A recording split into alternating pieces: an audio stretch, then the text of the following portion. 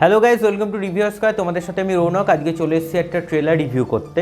Grand master Surya Shekhar গাঙ্গুলির জীবন কাহিনী থেকে inspired হয়ে তৈরি হচ্ছে নতুন ছবি দাবারু, যেটা প্রডিউসড বাই উইন্ডোজ এবং পরিচালনার দায়িত্বে আছেন প্রতীক্ষিত বসু। সিনেমাটার ট্রেলার অলরেডি রিলিজ করে গেছে এবং সিনেমাটার ট্রেলারটা দেখে আমার ভীষণই ভালো লাগলো, কারণ এখনকার দিনে টলিউড ইন্ডাস্ট্রিতে এই টাইপের সিনেমা কিন্তু খুব দরকার। কারণ এই টাইপের সিনেমাগুলোই কিন্তু ইন্ডাস্ট্রিকে আস্তে আস্তে বা এগিয়ে নিয়ে যাবে সামনের দিকে। এবং ট্রেলারটাতে দেখে আমার যেটা মনে হলো যে প্রত্যেকটা স্ক্রিন প্লে কি সুন্দর করে যেন পরপর সাজানো হয়েছে।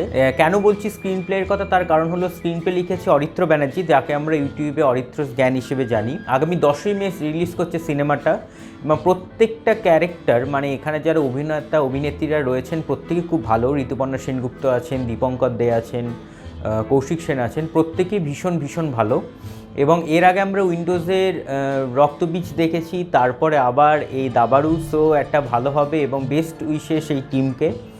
সো এই ছিল হচ্ছে আজকে রিভিউ। ভালো থাকবেন, সুস্থ থাকবেন এবং সিনেমা দেখবেন আমাদের চোখ দিয়ে। Thank you.